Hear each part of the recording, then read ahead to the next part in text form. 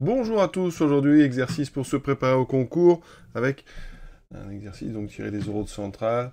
On prend P un polynôme donc un coefficient réel avec P non nul et P de x2 égale P de x fois P de x moins 1. Voilà. Et donc 4 questions, on va déterminer en fait une forme factorisée de P. Pour décrire un petit peu, c'est un exercice assez simple pour démarrer peut-être un oral. Voilà. Donc première question, montrer que si oméga, donc un complexe, est racine de P, alors oméga carré l'est aussi. On va donc supposer qu'oméga donc, appartient à ces racines de P. Ça veut dire que donc P de oméga est égal à 0. J'applique la relation. Donc ça veut dire que P de oméga carré est donc égal à P de oméga fois P de oméga moins 1, mais P de oméga vaut 0, donc ça fait 0. C'est une question très simple, on démarre doucement. Donc si oméga est racine, oméga carré est donc racine, d'accord? Donc oméga carré est racine de P. Et là tout de suite, oméga racine donne oméga carré racine, donc oméga puissance 4, donc oméga puissance 8, etc. Donc là, il y en a une idée qu'on va développer dans la question 2 pour montrer que eh bien, les racines de P vérifient donc soit deux choses, soit elles sont nulles, soit leur module est 1. Alors une petite remarque, est-ce que P a toujours des racines? Eh bien, imaginons que P est une constante. Donc imaginons, supposons donc P égale constante. Donc ça c'est vraiment en dehors de l'exercice pour l'instant. Si on prend P égale constante, ça veut dire que, on va prendre cette constante égale à K. La relation, donc déjà, il faut que K soit non nul, pour que le polynôme ne soit pas nul. Et on aurait quoi? P de x carré, donc ça veut dire K, égale à K fois K. Donc ça voudrait dire que K carré est obligatoirement égal à K. Donc K est égal à 0, mais on a dit que c'est pas possible, donc K est forcément égal à 1. Donc il y a une solution assez triviale à ce problème, c'est le polynôme, ici, qui vaut toujours 1. Et ce polynôme, il n'a pas de racine. Donc vous voyez que P n'a pas toujours des racines. Donc c'est pour ça qu'en fait, supposons que oméga soit racine, il n'y a pas forcément de racine à ce polynôme.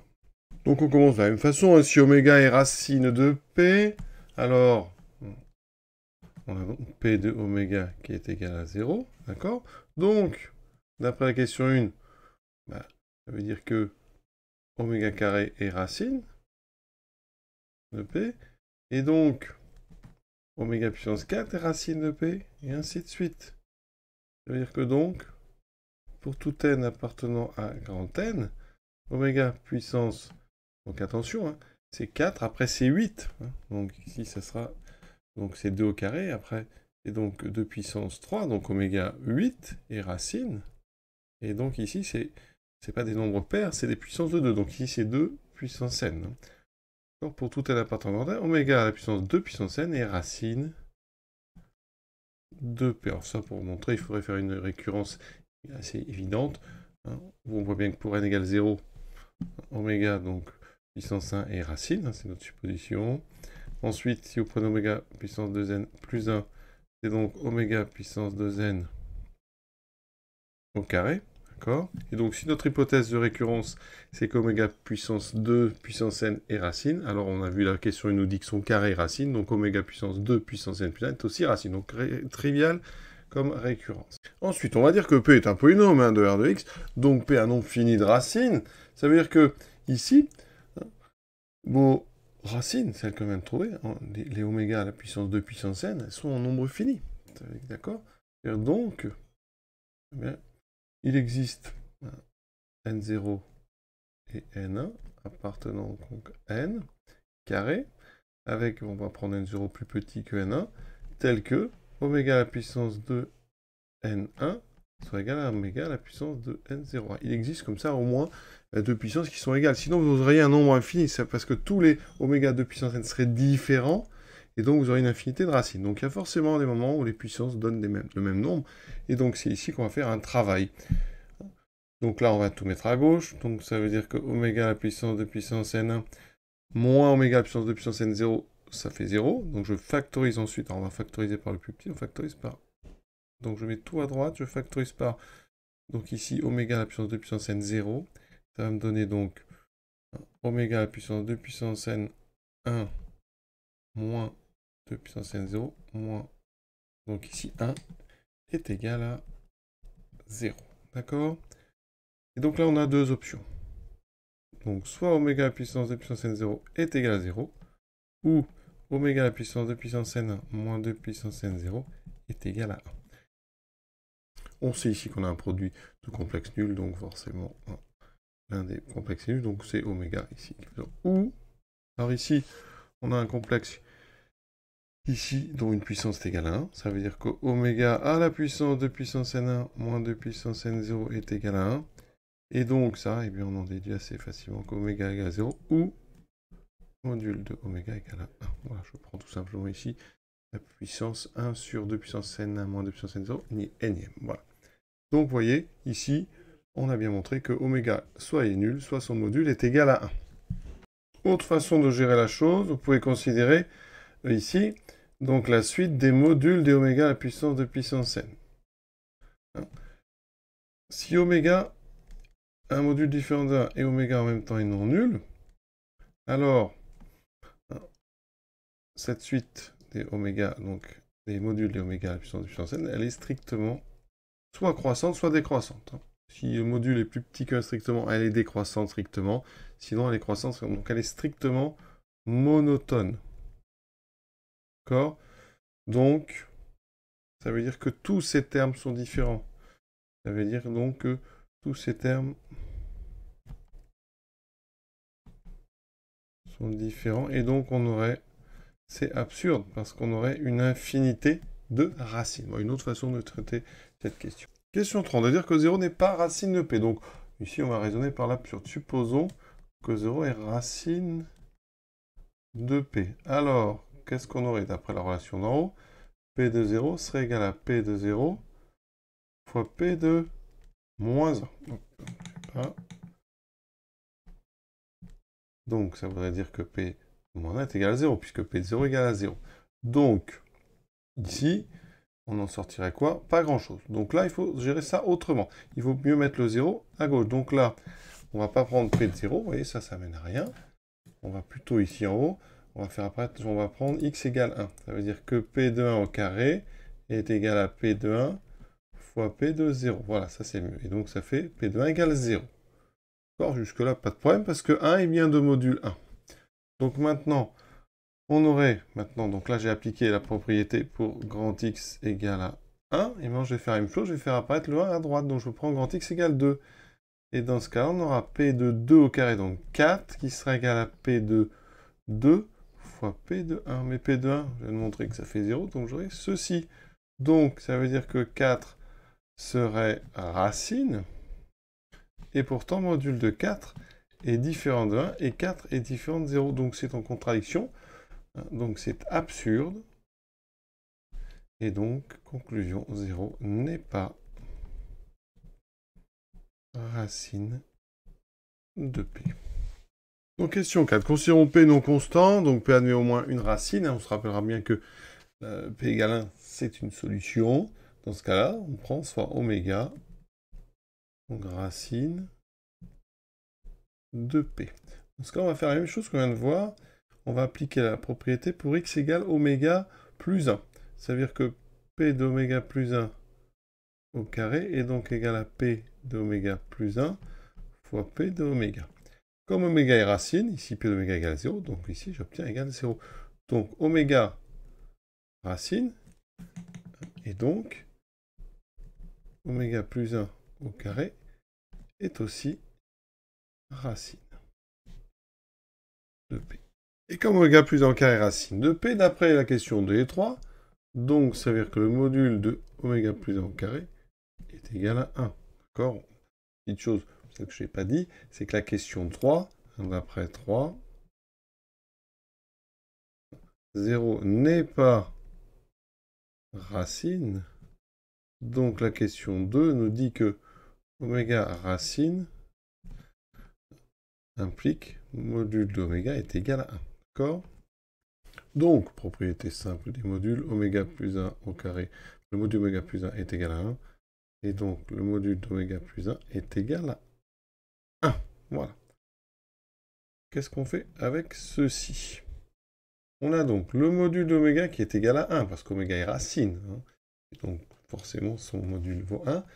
Et on a le module d'oméga plus 1 qui est égal à 1. Alors ça, c'est un exercice assez classique. On pourrait trouver ça comme petit exercice ici. Quand on a module oméga égale module oméga plus 1 égale 1, on peut en déduire oméga. Comment fait-on? On va faire ça graphiquement. Alors, déjà, module de oméga égale 1, ça veut dire qu'oméga se situe sur le cercle trigonométrique. D'accord. Deuxième chose, si on prend oméga plus 1 égale 1 en module, ça fait oméga en moins 1 égale 1, ça veut dire qu'oméga est sur un cercle de centre moins 1, donc ici de rayon 1. Donc on a ceci. Ouais, vous voyez bien qu'ici, les intersections, ce sont ces deux points-là. Donc ici, ça aurait deux complexes, ça correspondra à deux complexes. Là, vous avez en fait un triangle équilatéral ici aussi. Ça veut dire que les solutions, ici, on a donc du pi sur 3, un angle. Donc ça, je suis sur du EI 2 pi sur 3. Et ici, E moins I 2 pi sur 3. C'est ce qu'on appelle J. Et J carré, c'est racine cubique de l'unité. D'accord ? Donc J, c'est EI 2 pi sur 3. 1 plus J2 est égal à 1, ça c'est important, est égal à 0, pardon, très très important. Ensuite, J3 donc est égal à 1. Vous aurez aussi le fait que si on prend J bar, c'est en fait J carré, tout ça c'est des choses à connaître. Donc ici, ça veut dire qu'on en déduit que donc oméga est soit égal à J, ou oméga est égal à J bar, ou on écrit plutôt J carré. Si vous n'aimez pas ce raisonnement graphique, qu'est-ce qu'on peut faire? Eh bien, le module de oméga, c'est donc ici, ça veut dire qu'au carré, les deux modules sont égaux. Au carré, le module, c'est oméga, oméga bar. Ici, oméga plus 1 bar, mais ici, le mot conjugué va passer ici.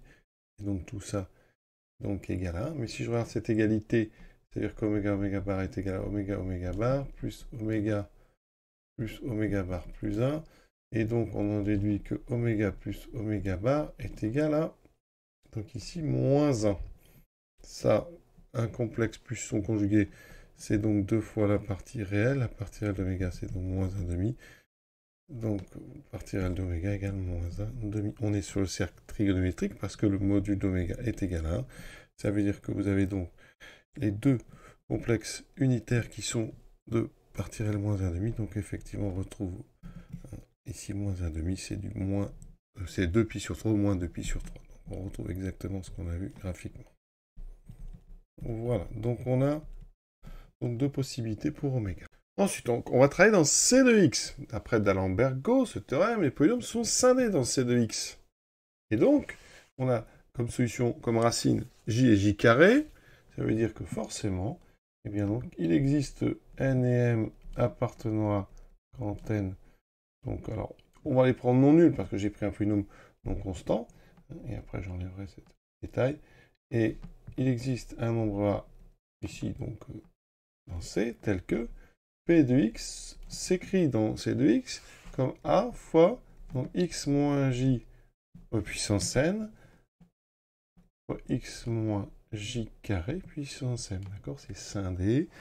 Alors, on va montrer ensuite que A est égal à 1. D'accord?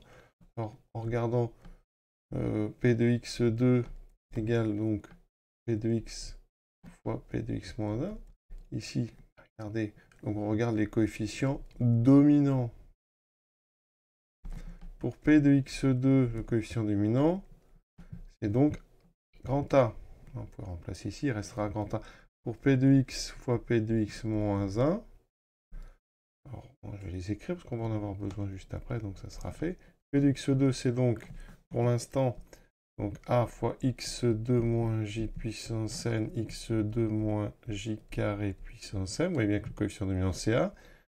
Pour P de x moins 1, donc ça sera A fois x moins j puissance n, x moins j carré puissance m, et on multiplie ensuite.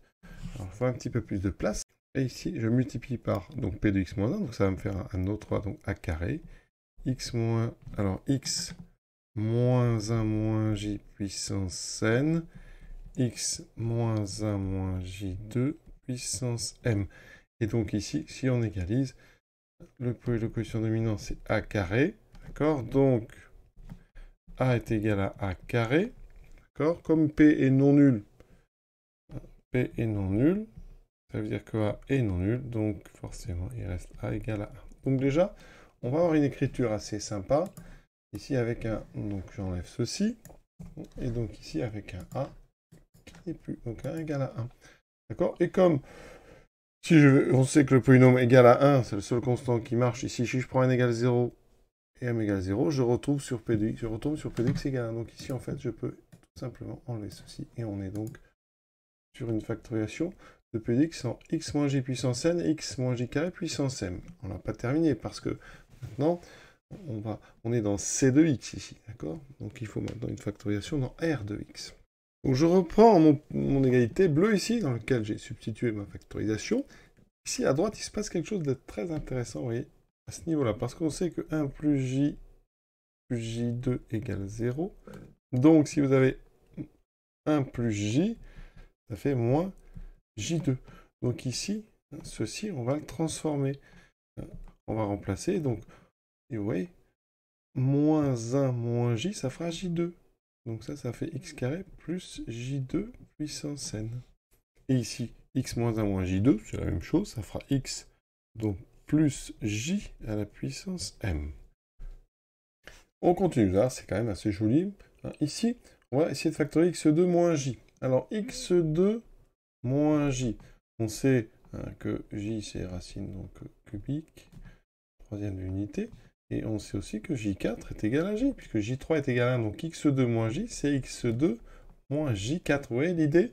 C'est qu'ici, on va mettre un petit 4. Et pour factoriser, eh bien, x2 moins j4, ça fera x moins j2 puissance n, x plus j2 puissance n. C'est une identité remarquable, très jolie. Ici, x2 moins j2, bon, ça fait x moins j puissance m, x plus j puissance m. De l'autre côté, x moins j puissance n, x moins j2 puissance m, x plus j2 puissance n et x plus j puissance m. Et maintenant, regardez, on a factorisé des deux côtés. Il y a unicité de la factorisation à l'ordre près. Ça veut dire qu'ici, on peut comparer j2 et en fait racine d'ordre n ici, et j2 ici d'ordre m. Ça veut dire que déjà, par unicité, unicité de la factorisation en irréductible, d'accord? Donc ici, tout est scindé. Donc, eh bien, on a donc n est égal à m. On pourrait regarder aussi les autres, x plus j2 puissance n, x plus j2 puissance n, donc là, il n'y a rien à en dire. Ensuite, x moins j puissance n, x moins j puissance n. Vous voyez qu'une autre façon d'avoir m égale n. Et il me reste le dernier, x plus j puissance m, x plus j puissance m. Donc on a n égale à m. Donc ça veut dire que il existe donc tout simplement n appartenant à grand n, tel que p de x s'écrit x moins j puissance n, x moins j2 puissance m. Or, quand vous faites x moins j, x moins j2, ben c'est en fait x moins j bar. Donc en développant x2, on aura j plus j bar. On a vu tout à l'heure que j plus j bar, c'est 2 fois la partie réelle, donc c'est 2 fois moins 1,5, donc ça fait moins 1, donc j'aurai moins 1. Mais comme il y a le moins devant, ça fera donc plus x. Et ici, j'ai donc j bar, ça fait module de j au carré, ça fait 1. Donc j'obtiens x carré plus x plus 1. Donc ça veut dire qu'il existe n tel que p de x, c'est écrit x2 plus x plus 1 puissance, j'ai mis un n, ici c'est un n, puissance n, vous voyez? Maintenant, ça c'était la partie analyse, maintenant synthèse. On va vérifier que tous ces polynômes ici sont des solutions à notre problème. Synthèse, soit n appartenant à grand n et p de x qui s'écrit en x2 plus x plus 1 puissance n, on va vérifier déjà, effectivement, p est bien non nul, d'accord? C'est évident. Par exemple, on peut prendre p de 0 qui vaut 1, d'accord? Très simple. Ensuite, p de x2, c'est donc x...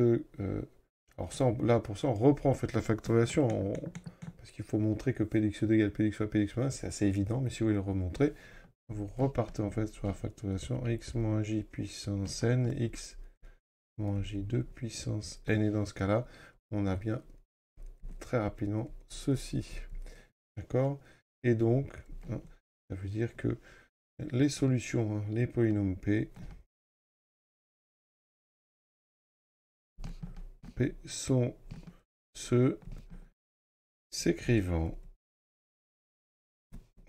P de x égale x2 plus x plus 1 puissance n avec n appartenant à grand N. Vous voyez que pour n égale 0, on retrouve le polynôme constant égal à 1. Voilà, exercice terminé. Je trouve assez joli exercice. J'espère ne pas avoir fait d'erreur et avoir été assez précis. Voilà, à très bientôt.